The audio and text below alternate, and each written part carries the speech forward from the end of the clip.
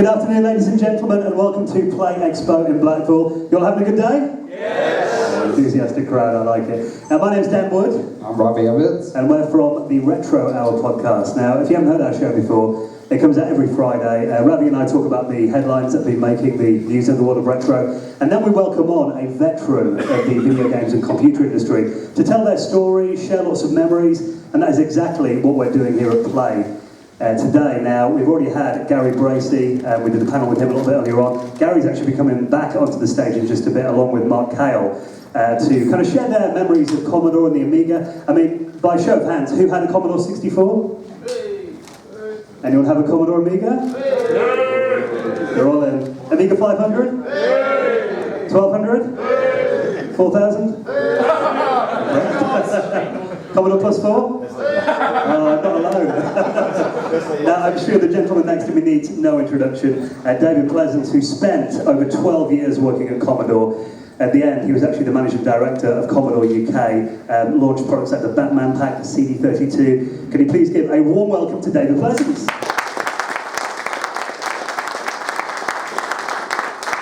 He's also writing a fantastic Inside Commodore book at the moment.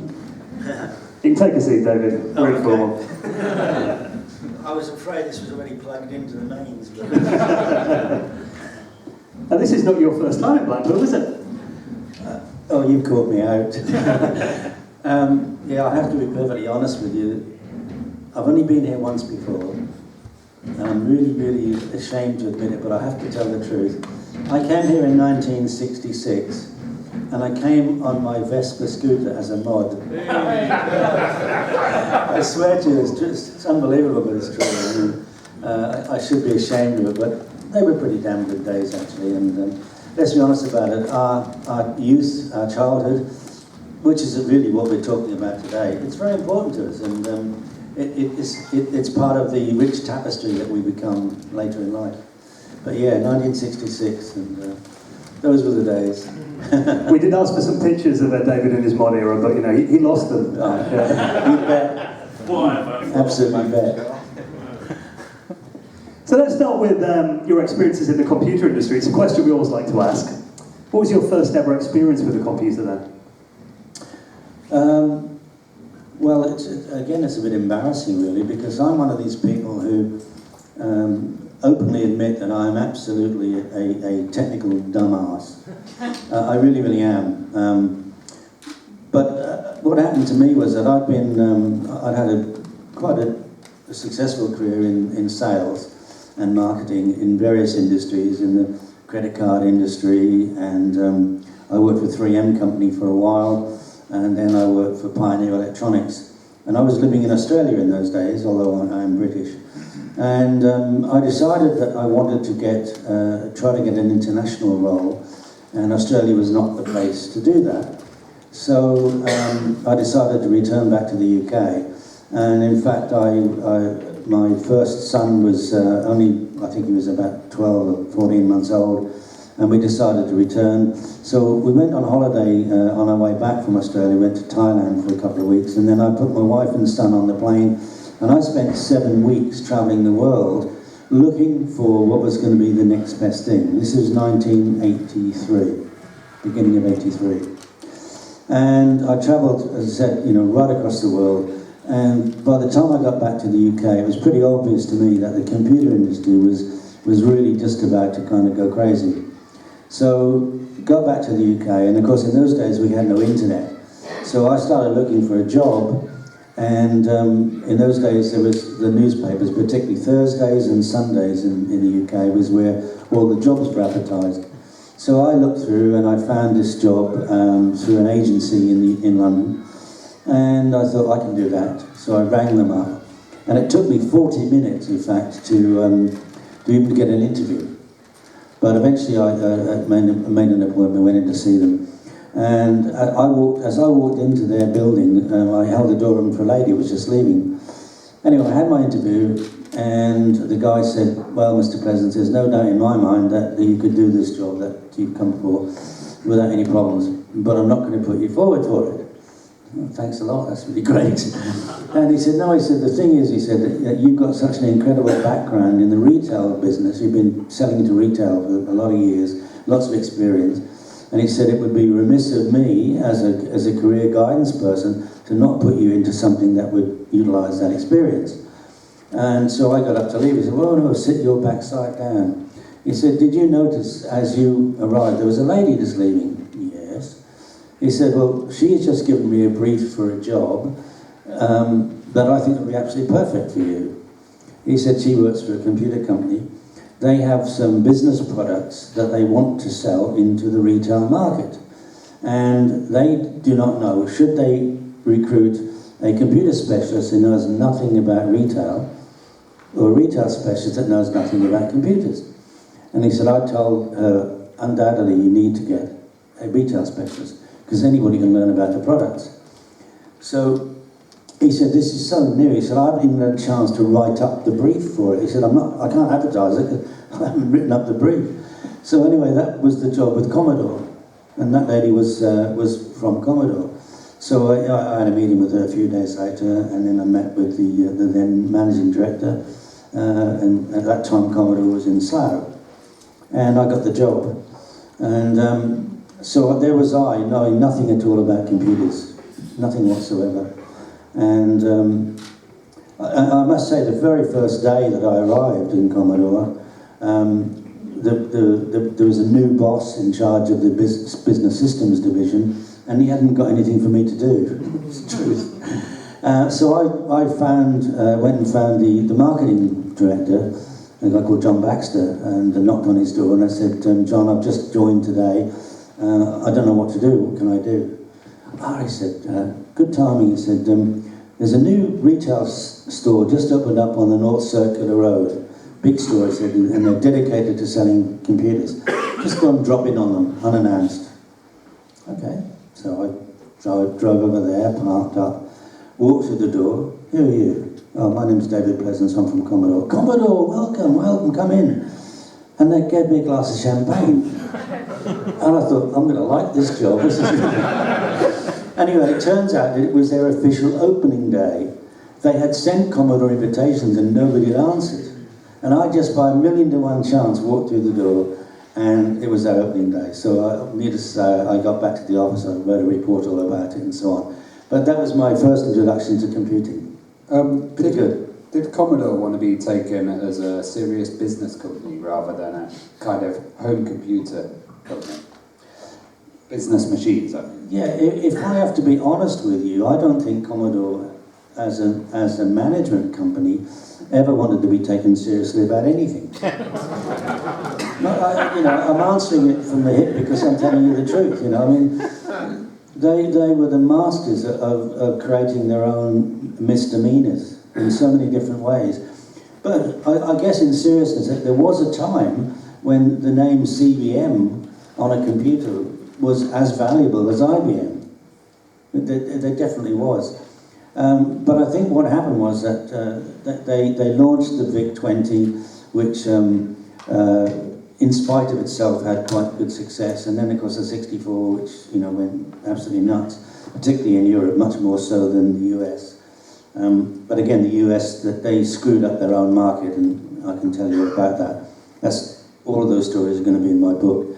But anyway, so they got overtaken by the success of the consumer products.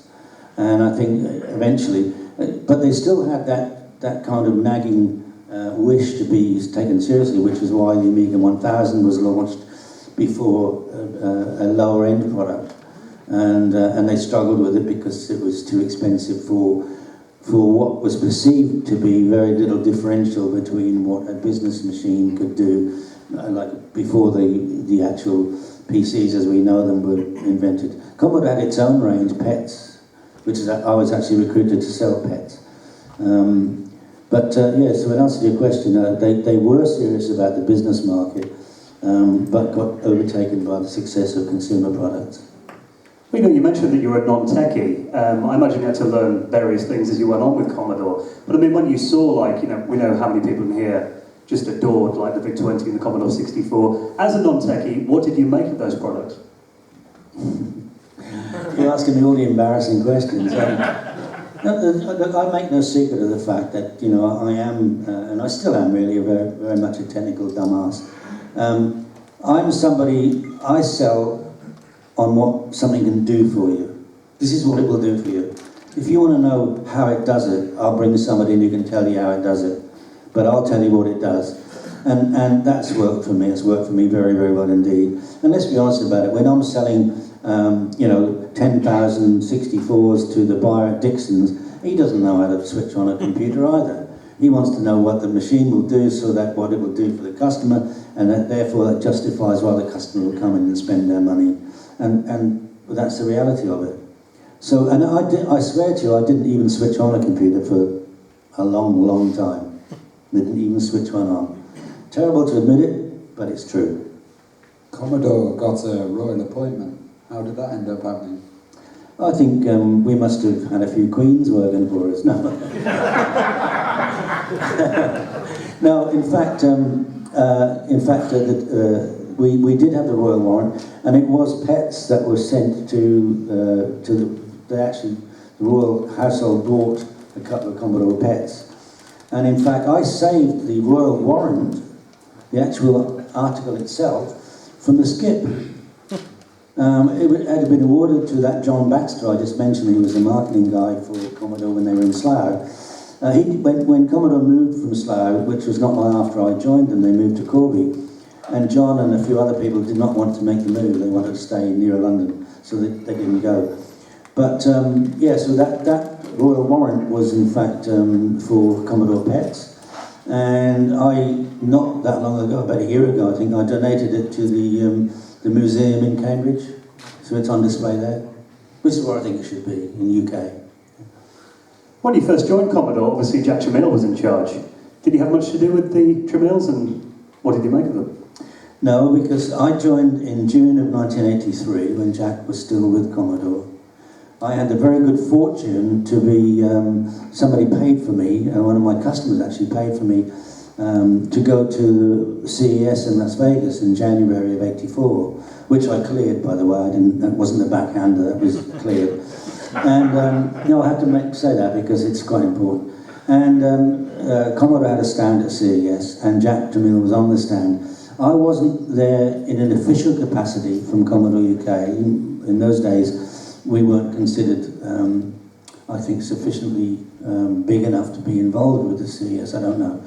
I saw Jack, I said hello to him. He was a very gruff, quite arrogant dictator type of guy, and he was shouting at everybody. And then not long after that, of course, he left the company. So that's my only experience with Jack, to be honest with you. The Plus 4 was Jack's kind of last system. What did you think of it, and how did you deal with the Plus 4? Well, like many products that just suddenly turned up on our doorsteps, it wasn't something that had been asked for. And, I mean, you just can't believe when suddenly somebody launches something, that here it is, go and sell it. Has anybody actually asked if the market wants this? And they didn't, you know. And the Plus 4 was definitely one of those products, and it was like it was a hybrid really. It was, it wasn't a business product, and it wasn't a games product. It was supposed to be a bit of both. And as I understand it, the 4 pieces of software that were embedded into the machine were pretty useless anyway, from a business point of view. And I in the UK, I ended up, and I say I quite decidedly, this actually was the result of something I did. I cleared not only all of the UK's inventory, but I cleared the whole world's inventory of Plus 4s. And that is another story in itself, which we haven't got time to discuss now. It's a great story, and it will be in my book, I promise you. But yeah, I cleared all the inventory. And it sold for £99 with about 10 pieces of game software in it. And I know this man on my left bought one. So thank you, David. It's true. Yeah, there's 2 of us in the room. Come on. So obviously everyone remembers the first time they saw the Amiga. That must have been a pretty impactful time for you. Yeah, the first time that we saw the Amiga, it was the 1000, of course, and it landed in our offices I think it was only a week or two before we had a big Commodore show at the Novotel. You know, we used to have our shows at the Novotel once or even sometimes twice a year. And what I do distinctly remember is that we had a display where we had 32 windows open with programs running in each window, very slowly of course, but the thing was, it was a fabulous display because 32 programs all running simultaneously, albeit some of them very, very slowly. It was pretty impactful, and I mean, nobody could do anything like that before, and that's the reason why we did it, of course. But yes, I mean, let's be honest about it, it took everybody's breath away. Amazing product and conceptually incredible. It must have been kind of frustrating to see the Amiga 1000 when it was so advanced and PCs were still dominating the market. So it must have kind of been a bit of like, oh, we need to do something different. Yeah, I mean, we obviously we wanted a cost-reduced product because that was the only reason why the Amiga wasn't doing so well, really, I guess, the Amiga 1000, because its price point. The differentiation from its performance vis-a-vis a PC could not justify £1,000 more expensive price point. Let's be realistic about it, just couldn't. And in those days, of course, the product was being manufactured for us. Commodore didn't make it itself. And we hadn't planned for any kind of cost reduction version of it. And of course, we hadn't harnessed the video industry, which of course subsequently we did manage to harness with some of the subsequent products that companies brought out, and that opened up a whole new world of opportunities for us. But the reality was, it was just a Rolls Royce at a Rolls Royce price when everybody was buying Fords or whatever. Well, the Amiga really hit its stride when the Amiga 500 came along, and you took an ingenious approach at marketing that product. How did you come up with the idea of the packs? Well, the truth of the matter is that I'd been doing 64 packs very successfully. I mean, let's be honest about it, in the UK we kept a 64 selling for at least 2 years beyond its real use-by date, let's be realistic. And that was because we were putting these incredible packs together, and most of them which worked very well, not all of them. There was one pack in particular where we put a Casio keyboard in and died at death. And then I sold the keyboards, subsequently sold the keyboards to a guy called Howard Stroman, who had a company called PST. And PST was, psst, have I got a deal for you? That's where the PST came up, if you didn't know that. And he said he reckons I'm the only person who's ever got the better of him and sold him something that was a lemon. And I'm very proud of that, I have to be honest with you. But no, so we had the 64 packs, and what happened was that we had a new managing director came into the UK, a guy called Steve Franklin. And when Steve walked into the offices, he was there for 2 weeks, and as God is my witness, he didn't speak one word to me for 2 weeks. What he did do was he fired all of the business systems people except one, and that person was a guy called Peter Talbot, who was our education guy, and he was very good at his job. But Steve brought in all his own people in the business systems business. And anyway, after 2 weeks, he walked in, he said, "Pleasance, my office." No. Okay. Sat down. He said, "There's no easy way to say this, Pleasance," he said, "but I'll be honest with you," he said, "if I knew anybody who understood your side of the business, you wouldn't be here today." Thanks a lot. Thanks for your word of confidence.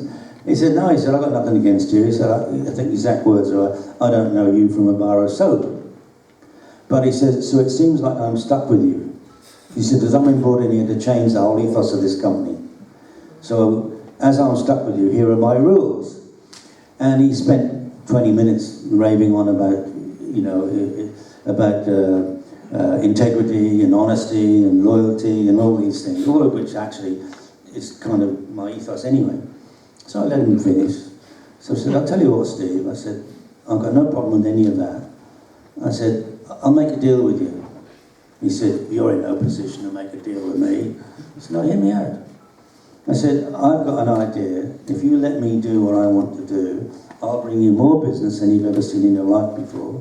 Or I'll create such a mess that you'll have every reason to get rid of me. A pretty compelling argument, really.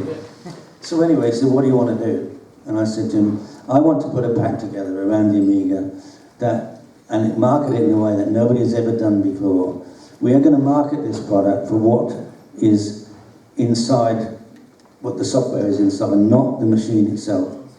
The package will hardly even mention that there's an Amiga inside. We're going to market it in a way that, you know, is in line with what is commercially current and trendy. And he said, what do you mean? I said, well, I can't exactly tell you, but I need to find out, but let me do it. He said, okay. So I did some research and I discovered that there was a very big product, the deal had just been signed in Hollywood to do Batman the movie, which was a new, you know, it was like everyone was waiting for it. Ocean had just signed the deal to do Batman the movie as a game. And they paid $1 million just for the license. So anyway, I went to Ocean and I said, all right, boys, I'm going to put a proposition to you now that you're either going to have the balls to go with, or you're going to send for the men in the white coats to take me away. Exact words. What do you want to do? I said, okay. I said, I want to put a pack and I want to feature Batman so that it will be the Batman pack. The fact that the Amiga is in there is almost irrelevant. I said, I'm going to market the hell out of it. I said, and in return, I want you to give me the software for 2 months exclusively in the pack. The dealers are not allowed to get it for 2 months.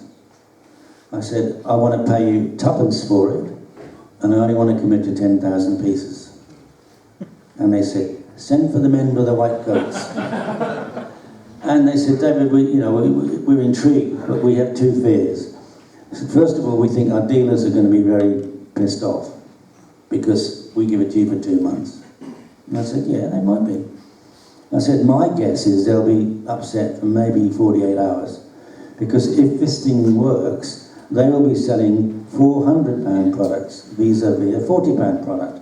And I know if I was a retailer, what I'd prefer to sell. Okay? I said, the other thing is, they said, we've just spent $1 million. We think it's going to cost us $1 million to make the game. So therefore, we've estimated there is a minimum amount that we must sell, at least to break even. And we're worried that this activity will affect those numbers. And I said, well, look, I've got a much, much bigger marketing budget than you have, but I'm adding it to yours. And everything that we do will be marketed jointly so that it looks the same. In every store, everywhere you go, the same marketing will be. So our weight will be behind it. So anyway, they had the balls to go with it, obviously. And I will never forget that, because that took a lot of courage. The net result is that, yes, the dealers were upset, literally for about 48 hours, and then the Batman pack started to sell pretty well. They ended up selling 5 times the best volume they'd estimated, so they were well happy with that. And I didn't take 10,000 pieces, I took from them 186,000 pieces, because that's how many Batman packs we sold in 12 weeks of a Christmas.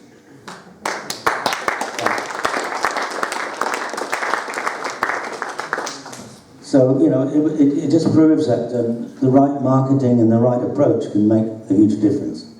Why didn't Commodore kind of replicate this in America? And do you think it would have sold in the US, Batman pack? No, this was not, this marketing activity would not have worked in the States for a number of reasons, mostly because they didn't have the retailer distribution channels. They'd screwed that up already, and I know all the reasons for that too. But it should have been replicated throughout Europe. And I tried and tried and tried to get them, because my philosophy has always been that people who bought our Batman pack were the same profile in Germany, in Holland, in Italy, in Spain, the same people. So obviously we should have produced the same pack in their own language, of course, but it should have been the same pack because they all wanted the same deal. And Commodore would not make them do it. And to this day, I don't understand that, because nobody was selling the volumes that we were. Nobody. So why on earth wouldn't you do it? They weren't business minded. Well, obviously the Amiga 500 was a massive seller with the packs, and then it kind of, to the customers, it kind of came out of nowhere that the Amiga 500 got discontinued, and then the Amiga 600 suddenly came along. What happened there? Oh dear. Okay. Again, I am responsible for the 600. I am. No, listen, because when I tell you my story, you'll understand my frustration. I went to Mehdi Ali, and I said, Mehdi, we've kept the Commodore 64 going now for 2 years longer than it should have been, because we've done a bloody good job of marketing it, promoting it, packaging it. But now it's dying. This will be the last Christmas, I think, that we're going to sell volume. So what we need a cut down, low cost version of the Amiga 500. At the moment, the 64 price point is £200. We might get away at a price point of, say, £249. If we can do anywhere in between that, we will get the same audience that we were getting with the 64. That same socio-economic group of people will buy a low-cost version of the Amiga 500, but it must be expandable up to and beyond the 500. So the idea is to get them into the system and then let them buy and upgrade as they can afford to. So that was the idea of a product called the Amiga 300. Okay? So we went to a meeting which happened to be in Germany, and it was all agreed. We're going to get the Amiga 300, low-cost version. Now, unbeknown to us, the Germans had said to Mehdi, we can't sell anything that doesn't have a hard drive in it. Don't ask me why, but anyway. But anyway, as far as we were concerned, we were having an Amiga 300. The name was chosen specifically because it's not a 500. It is lower than a 500, and therefore one's expectations of it would be lower than a 500. So imagine our surprise when what we got delivered to us was Amiga 600s, which cost more to make than the 500 did in the first place. And immediately the 600 was announced, nobody wanted to buy a 500. It killed its own, it killed its own young. And so I am responsible, but for the reasons that I've just explained to you, we ended up with a product. And the worst thing, the most annoying, hurtful thing, was that in the first several thousand Amiga 600s that we got in, Amiga 300 was printed on the motherboard. And they were still selling, weren't they, the 500s when they introduced Yeah, until we introduced the 600. And the idea was that the 600 should supplement, the 300 should supplement the 500 sales to a lower socio-economic audience. I mean, it makes perfectly good business and commercial sense. But when you tell somebody there's a 600 coming out, you immediately would think it's better than a 500. So somebody screwed up big time. To this day I don't know who, but... What did you think of the 1200? Did you think that was a good upgrade? Yeah, I thought the 1200 was a fantastic piece of kit, and it had learned lessons from the 500. I mean, and then of course we had the 500 Plus, with another debacle. I mean, how many debacles can any company have? Yeah, I thought the 1200 was a phenomenal product, and I think most people who bought it did. I don't think there were many disappointed people as far as the 1200 was concerned. I could be wrong, but I think most people really appreciated what they got for their money. Well, one pack I always remember from the A1200 was the Comic Relief pack. When you did an association with Red Nose Day, had a Sleepwalker game in there as well. I mean, that again was a pretty groundbreaking deal. Do you remember how that came around? Yeah, as I said, I think that the key to the success of any of these things is that if you can align yourself with products, companies, images that are well known and are in demand in their own right, then the sum of the parts is always going to be better. So for us the deal that we did provided money from the sales going to the Comic Relief cause, and we knew the massive amount of television coverage that Comic Relief got and everybody that was involved in it. So really, it's a no-brainer, and I think we are the ones who got the most out of it because we aligned ourselves with something which everybody was happy to support, and it was a success. Well, later on you went to launch the Amiga CD32. How did you approach this? Well, first of all, let me tell you that the Amiga, the CD32 was the only product in my 12 years that had been designed and was on course to be launched properly. The only product ever. And it was scheduled for release in April, May of the year after it was released. And if I can tell you 100% guarantee that everybody will support this, we had kept it secret. We had development machines in all the major software companies for 6 months for them to write specifically for the CD32. And everybody had kept it secret. It was amazing, but they did. And nobody leaked it at all. And of course, suddenly what happened is at Commodore, I'm dragged back to the UK and forced to become MD of the UK because we were in trouble financially worldwide. And suddenly I'm told, not only are we going to sell the 1200 this Christmas, which we had orders coming out of our ears for, we're going to release the CD32 as well. And I said, are you mad? And no, we got to do it. We need the sales, we need the sales. And I said, the biggest problem you've got is that there is no software. The only software we have at the moment will be ported from the 1200 and therefore will not use all the features that the CD32 has.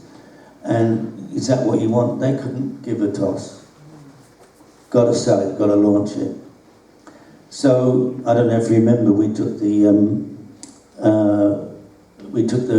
museum in London, Central Museum, Science Museum, yes, sorry, which was a good place to launch it. And we had Chris Evans. I mean, again, it shows you how far advanced we were. We knew Chris Evans was on the ascendancy. I mean, I know that since with the Top Gear thing he's screwed up, but let's be honest about it, he was on the ascendancy. And we had him as our co-host.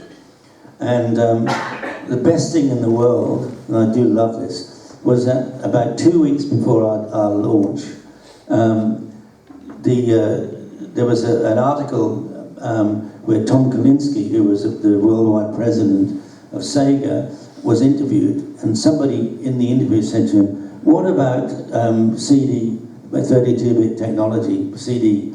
And he said, it can't be done. If anybody can do it, it would be Sega, and it can't be done. Thank you, God. Thank you, God. Because it was literally about 2 weeks before we were due to launch. So, needless to say, when we did the launch, we had a big voiceover of him saying that, because we were able to say it because it was written, it was there in print. So we just verbatim had somebody voiceover. Should have been Dan with his speaking voice, but anyway. It was a bit squeaky about that. And of course it said, you just read it out, and then we said, ladies and gentlemen, here it is. And we had, the place was absolutely full of developers, mostly software developers, retail, Dixons and Comet and Currys, all those people were there. And of course, it said not only are we announcing it, it's going to be in your shops in 3 weeks' time, which was fantastic from that point of view. Sad thing was that we didn't have the software for it.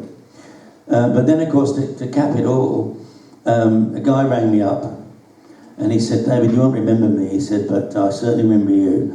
He said, you bought some poster sites from us in the past. And he said, I really like, the way that you do business. He said, and boy, have I got a deal for you.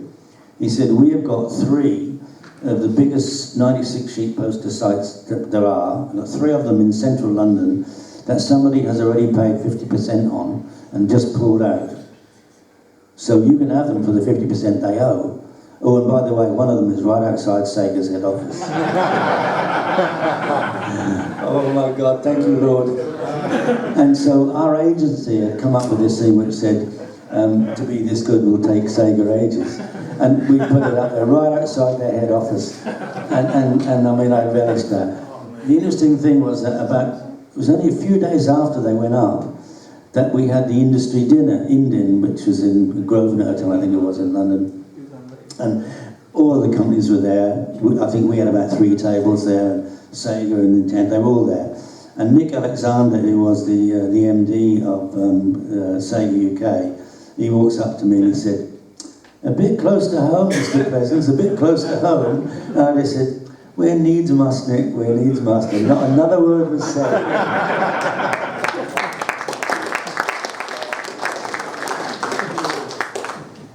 Now, obviously, the guys that were running Commodore internationally, Mehdi Ali and Irving Gould, they're kind of mysterious characters now. You don't really, looking on the internet, there's not really much about them. Obviously, you worked with them firsthand. What were they like? Oh dear. Well, I can talk about Irving because he's passed away, God bless him. But let's talk about Irving. Irving was a very interesting man. I got to know him quite well, actually. I got quite close to him. I kind of liked him, and the fact that we both loved big game fishing, and that was his bag. So we often talked. And every time I ever went to New York office to meet with Mehdi, which was quite regularly, I'd always go and see Irving because he shared the same offices. The only thing I can say is that I felt really sorry for him because he was his own worst enemy. I kept trying to tell him about lots of the things that were going on that were clearly wrong, that Mehdi was screwing up, and he did not want to listen. He kept saying to me, I've recruited him, I put him in charge, he'll do it. Leave him alone, leave him alone, leave him alone. And in the end, they say you can lead a horse to water. So in some ways I felt sorry for him, but he was his own worst enemy in that regard.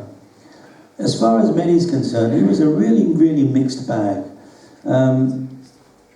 He was a person who knew absolutely nothing at all about our industry and did no research. When you take on a role like that, I don't know if you know the background, he was with a company called Dillon Reed, who were financial and business advisors. And Irving Gould got Dillon Reed in to look and help them restructure their finances because they were in trouble quite a long time ago. And Mehdi was responsible for getting, for example, he got a $50 million loan in from the Prudential of America and other things. But in the end, Irving appointed him to run as president for the whole company. And I always say, if you join a business and you don't do any research, you don't want to understand about it, you're never going to be very successful. And he was a person who I think his worst failings were his ability to recruit. Because the number of people that he was responsible directly for recruiting were disastrous, absolutely disastrous, in a number of ways. And yet, on the other hand, I was invited by Mehdi, and I actually went out for dinner with him and his family and stayed at his house overnight once. I don't know of anybody else who had that privilege, and I feel quite privileged about that. But on the other hand, he'd shout at you and call you all sorts of names, mostly without cause, but that's another story. But I just find it incredible that somebody who is in charge of a multi-billion-dollar organisation doesn't really want to get to understand how it works. He was not interested in what the market wanted. And how can you be a marketing company selling products if you don't even ask the consumer market what they want? How can you? It doesn't make any sense whatsoever. That's as much I'm going to say for now. Is it in your book? Yes. Yes. When did you notice all over at Commodore? Probably the first day I was ever employed.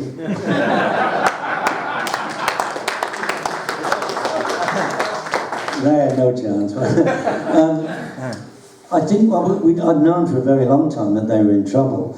But for some naive reason, I kept believing in my heart of hearts that one day they'd get it right. One day they'd stop all the shenanigans, that they'd stop this development program mid-flow and start something else that somebody had this, wet dream about the night before. Because that's kind of how it was. And if you talk to people like Dave Haney, who I'm very close with, he'll tell you the number of times he was working on something that was really good and they get told stop, throw it away, start on this, which is something that nobody wanted. It happened time and time and time again. But I just kept believing in my heart of hearts that a company with such a huge following would kill itself. I couldn't believe, I thought they would come out of it, that they would find their religion. And to be honest with you, the CD32 was, I thought, as I said earlier on, I thought it's the first product that they're bringing to market that's been asked for, that is needed, that there is an opportunity to go ahead with. And had we launched it when we should have launched it, and had all the software that was, 60 or 70% written for it, would have been a different thing entirely. Mind you, having said that, I don't think we would have survived that long. So, in a way, it's a bit of a, they're dictating their own demise because they brought it forward. But I don't know that we would have survived financially because, if we hadn't done what we did. Certainly, we would have had more successful sales of the 1200, which were making money. 1200 was sales were making money. Was it too big a wheel for you to stop with? Yeah, but because not even one person ever really accepted responsibility. It was always somebody else's fault. In Mehdi Ali's case, he'd blame the guy that he just recruited as head of engineering. Let me give you an example. I worked in America in Commodore Inc. for almost a year, in 1992. And the first day I walked in, I went to see all of the engineers. And there were seven Amiga engineers. There were 40 PC engineers. Silence. It's incredible. It's incredulous. Who needed PC engineers? I mean, if we were going to sell PCs, why on earth would we want to make them anyway? Because there's hundreds of companies who can make them for a lot less money than us. Make them to our spec, put our own bezel on the front, our own badge on the front, CBM or whatever. Why on earth would you need? And I found out why. Because he had just recruited a new head of engineering. And that guy came from IBM, and guess what? He gave jobs to 40 of his mates. That's a good example. So how could I stop that? How could anybody stop that? They had no ears. They didn't want to listen. Truth. Well, when Commodore did eventually go under, you and Colin Bradford actually made an attempt to save the Amiga. Were you optimistic about that at first? Totally. We had pulled together a business plan that was viable. Well, put it this way, we raised investment in 1994, we raised investment of $50 million. And that wasn't based on whimsy, that was based on a business plan that made incredibly good business sense. And I mean, I can tell you that, Colin, in my eyes, Colin Bradford is an absolute genius at what he does. He actually works with me now in Friends, so that says an awful lot, I think. And we spent months on this business plan, and it was an incredible business plan. And we would have taken every asset that Commodore had, the name CBM, the name Commodore, the name Amiga, and we would have got every single penny of revenue we could out of them, each in their own different ways, and each without costing a fortune, which would allow us the opportunity to develop the Amiga in the way that we wanted it to. And optimistic is not the word. We thought we were home and dry. We really did.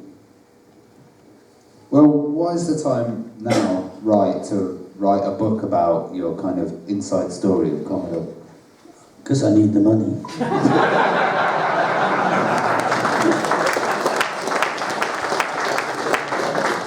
No, I do, but no. The truth of the matter is that after we got cheated out of the management buyout, I was very badly battered and bruised, to be honest with you, and I deliberately went under the radar. I kind of disappeared. I had loads of people coming to me, people with money, saying, "We want to do this with Commodore. We want to do that. We want you to head it up." They were all dreams that could never be reality. They were pie-in-the-sky ideas. And I can't ever support something I don't believe in. So anyway, I was out of the industry for a very, very long time. I missed it, but on the other hand, I wasn't getting beaten up every day. And then the Amiga 30 comes around, and completely out of the blue, I got people got in touch with me that were running that organisation and said, would I be a guest speaker? And I thought, wow, that's fabulous. So they paid my airfare, they paid my hotel, and I went over to Amsterdam, did the same thing in Germany as well a few weeks later. And it was there that I realised what a huge community we still have, what a loyal community.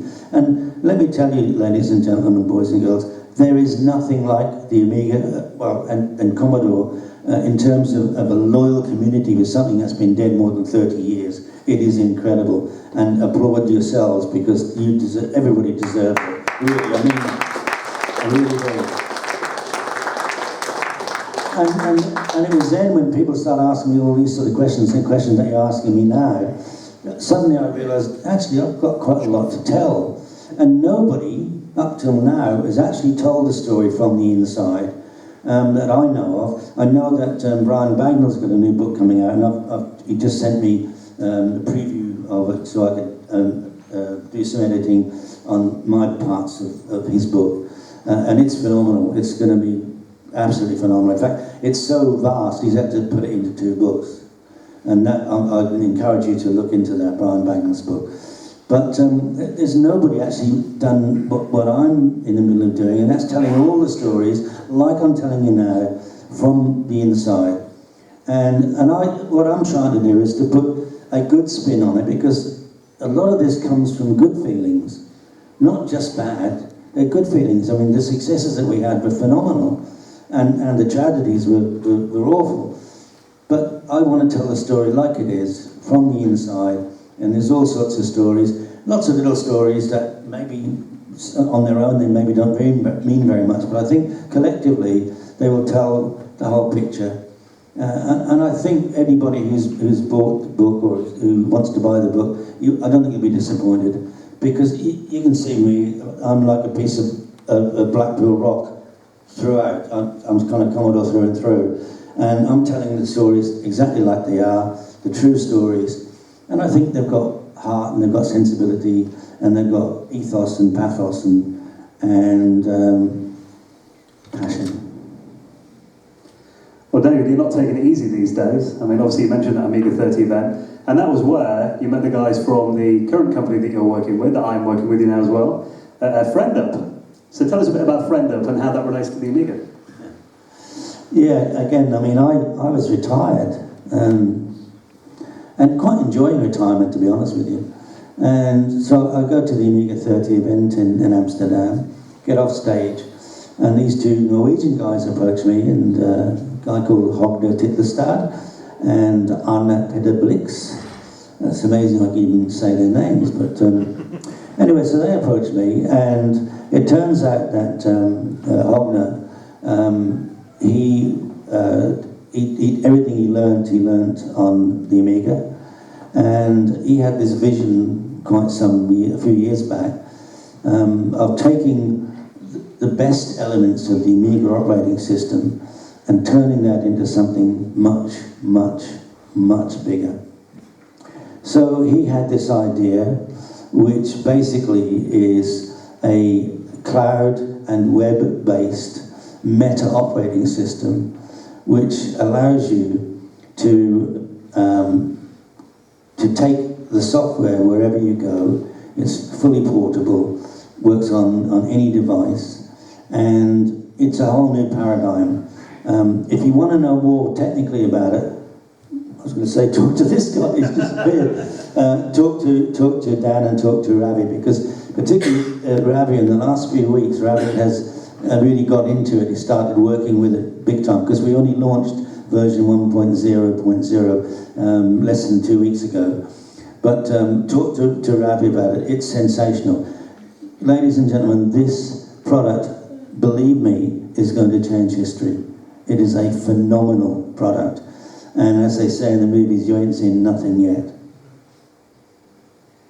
Ladies and gentlemen, we're going to give you a chance to ask some questions in a moment, but please give a round of applause for David Pleasance.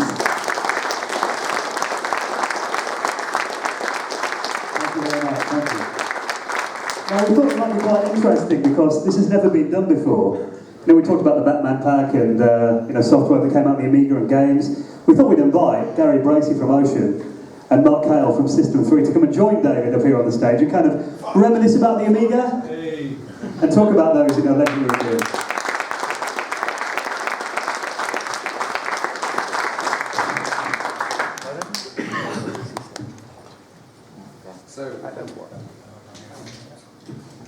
So we were going to ask a question first, and this was going to be, what was your first experience seeing an Amiga? We've heard David's already, but we'll go with Gary.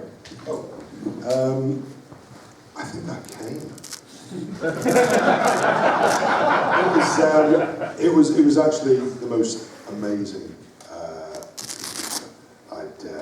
I'd witnessed, because I was into games as well. Although we were developing them, I was really into games. And when the Amiga came across my desk, and I think I probably got one a little early, I knew someone in the business.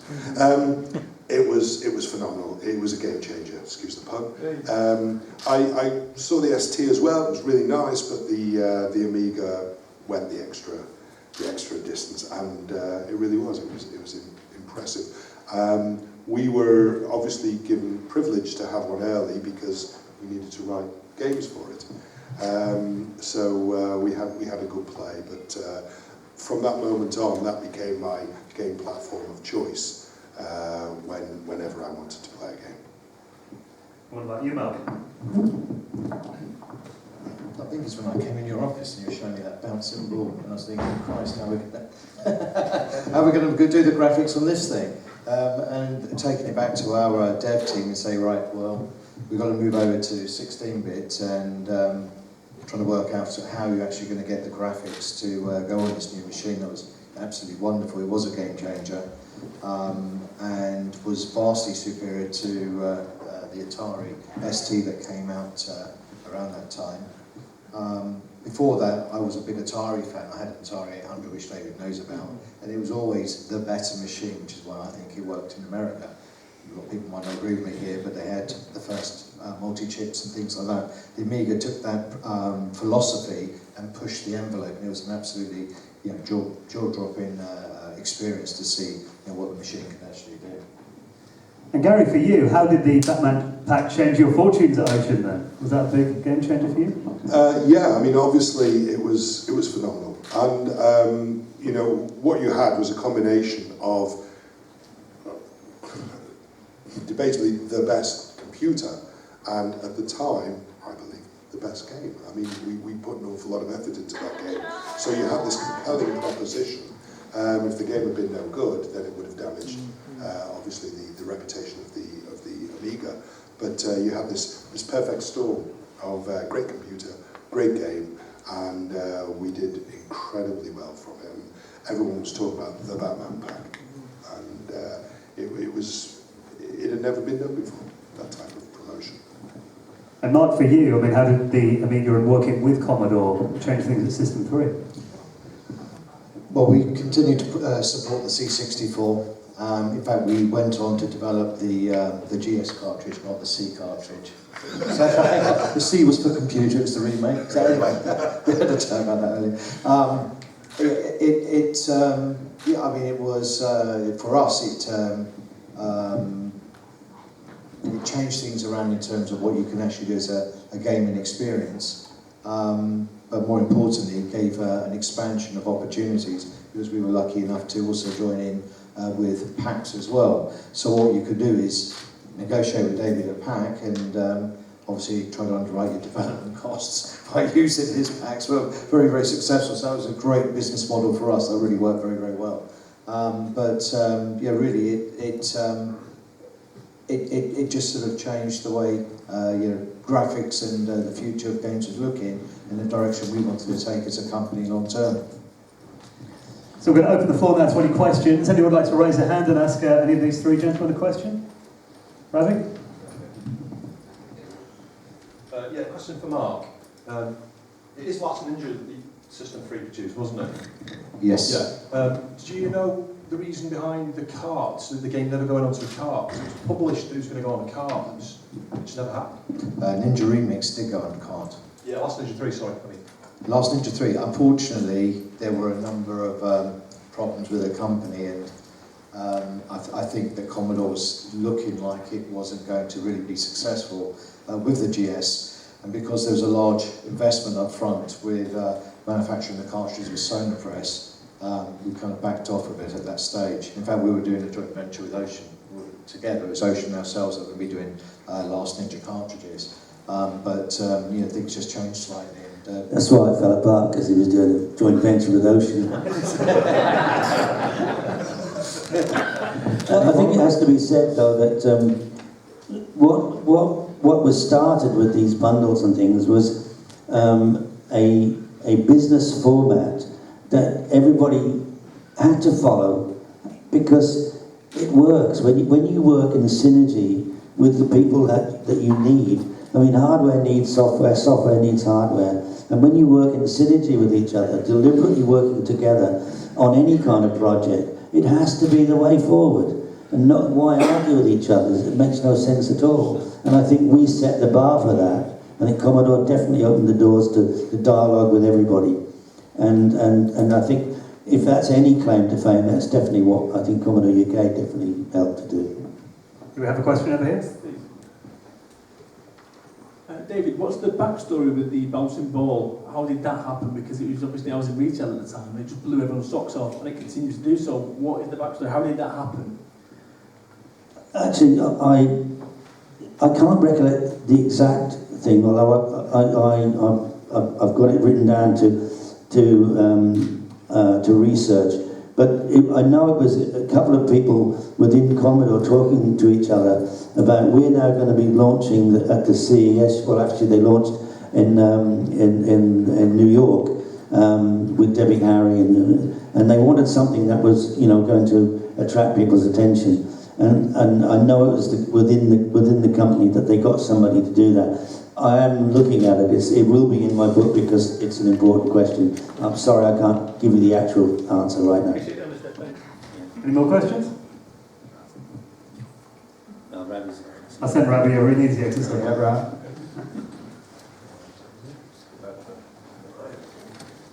This is a question to David. What do you think of the deal with Escom after Commodore West? Do you think it was going to save the Amiga? I knew that it would be a disaster. And the reason I knew it was going to be a disaster is because if you take, for example, they had a large number of their own retail stores in Germany, and they didn't even put Amiga on display in their own stores. What does that tell you? No, it was always going to be a disaster.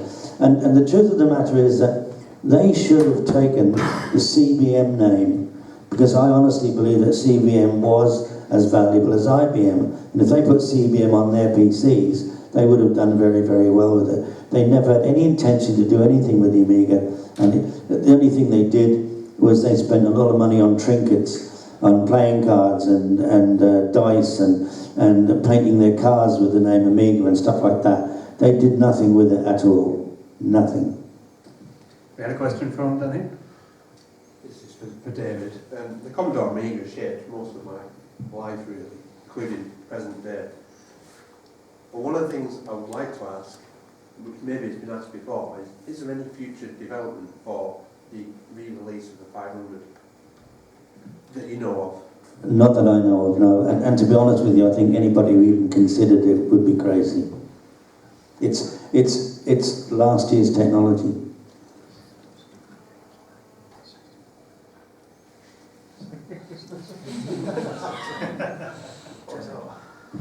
I believe someone's actually doing a C64 console pack, like what the SNES is coming out this year. It's going to be followed by an Amiga version. That's interesting, Mark. I mean, what do you feel about the kind of reinvigorated retro market? I think there's a lot of plug-and-play devices in the market, and I know someone that's doing that, that's licensed the Commodore brand. I know that because they've also licensed some of our games. But I'm not entirely sure how successful that will be. I think obviously the SNES has a big following with a lot of games from Nintendo that's going to make it very successful. But I don't see the reason why the an Amiga plug-and-play wouldn't work, or a C64 plug-and-play wouldn't work. Any more questions from the floor? Hi Mark, I just wanted to say thanks for your efforts preserving Putty Squad recently for the Amiga, because that was a game I was really looking forward to. I was just wondering if you had any stories regarding it that may not have been told already, or anything at all. Not on camera, no. He has a lot of stories that can't be told on camera, let me tell you that. Be quiet. Do we have another question? This is a question for David. Just a question of when you're working with people who you can see are just, you know, like you said, they're being rude and they're being arrogant to you, and you can see they're destroying the company. How do you keep working with these people when you can see that they're destroying all this? What sort of toll does it take on you? How do you just keep going as you can see them just ruining it? That's a very good question, and I often ask myself the same question. But I think, as I said earlier on, I always naively believed that, you know, that the best would eventually come out in the end. For me, on a personal level, it was very frustrating because I know, you know, I tried lots of different things. Luckily, some of them were very successful, a few of them weren't. But I think that's like most ventures, whatever you do, whether you're an entrepreneur or whatever, you try some things and they work and others don't. My disappointment was only in the fact that we were proving by the numbers that what we were doing was working, and the fact that they would not replicate it across Europe absolutely astounded me. It still does today. I think we've got time for one more. Right. This question's directed at David. Any understanding as to why the Amiga 500 Plus actually came about? What was the decision behind it? It was because there were, like any new product, it was discovered by these guys particularly that certain things were lacking in the product. They weren't lacking, but the product would have been better and had it had certain interfaces, you know, various things added to it. So it was decided that they would make an upmarket version, and I think 500 Plus is as good a name as it could have been. Did they know the 600 was coming around the corner then? No, because it was the 300 that was coming. I'd like to ask one final question now that we've got all you guys together, you know, probably for the first time that any of us have seen you guys together, certainly. Just to get one memory about each other. So, Mark, I'd love to hear just one memory or one story that kind of sticks in your mind about David. This is where they go. Mark's getting very worried now. Limousine desert.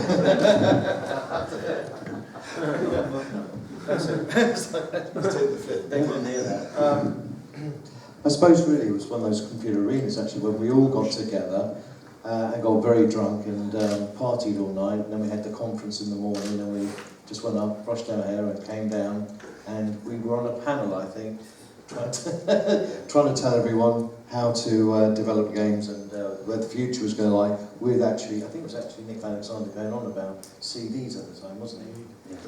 But that's my lasting memory of these two guys getting me very, very drunk. I was going to say the same thing. I wasn't going to say anything, because I'm going to remember it. I was so drunk. I'm not sure if it was Marbella or Malta, it was one of those two. We'll get the It was Marbella. Yes, it was Marbella. Yeah, my room was under yours, remember?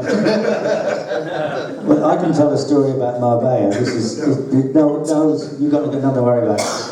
I happen to have an apartment not far from Marbella, but originally this particular conference was going to be held in Cyprus. I don't know if you remember, you guys, and it was right into the very last minute. It was going to be in Cyprus, and anyway, what happened was that my wife said, "Can me and the boys come to Cyprus?"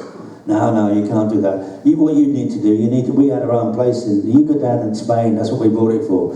So they went down to Spain, and then they changed the venue to Spain. So I had to be down at the same time anyway. But we got horribly drunk that night they're talking about, and I was supposed to that following morning go and pick my wife and children up and take them to the airport. And I overslept, of course. So anyway, I raced over and they'd already gone, they'd got a taxi. So I went to the airport and got fuming. It was awful. But anyway, I said my goodbyes to them, raced back, and as I got back to the hotel, all of the guys again said, we're actually going to go and have a game of football. And they'd found somewhere that they could go and play. And I'd got a hire car. So I said, come on, and I gave 2 or 3 of them, I think Paul Patterson was one of them. And anyway, we gave them a lift, and I then foolishly decided I'd have a game. We were all so hungover. Anyway, I ended up, I tore my crucial ligament, and I got taken to a local vet who patched me up and sent me away. So I went back to Switzerland with a really terrible, and I had a knee injury for I don't know, a year almost for that to heal. But that's my lasting memory of these guys. Just one quick point. Someone asked me earlier about the culture of Ocean and the industry. And one of the things was that it was quite unique because we were fiercely competitive. David, he was talking about Nick Alexander, who was the head of Sega at the time, and you know, us and Mark, I mean, we were all competitors, we were all competing for that consumer dollar and trying to be the best and everything else. But once a year at the Indian, which David mentioned earlier, we'd all get together and we were the best of friends. We had the best times, didn't we? Oh, yeah. And it was, we just got along so well. Business was business and social was social. And I think an element of that sums up the culture as it was in those days. It was quite special, and I don't know whether any other industry replicate that. But we were all mates, although we would have killed each other to have been the best game or the best computer. But we were all friends, and that was quite special. Yeah, I'd like to just endorse that by telling you something which I'm very, very proud of. And that is that there's been a huge amount of discussion over the years about piracy. And, you know, what do we think of it? And in my support of the software industry, and this is absolutely on the record, I was the very first ever hardware company who joined FAST, the Federation Against Software Theft. We paid our annual subscription because we supported that. And I'm very, very proud of that. As something that Commodore can say, we did that. So, you know, people say, no, he didn't care about software piracy because he just wanted to sell hardware. Not true. Without these boys, we had no business. Without us, they had no business. So it's an example of how you work together. David, thank you. Gary, Mark, please give our special guests a round of applause.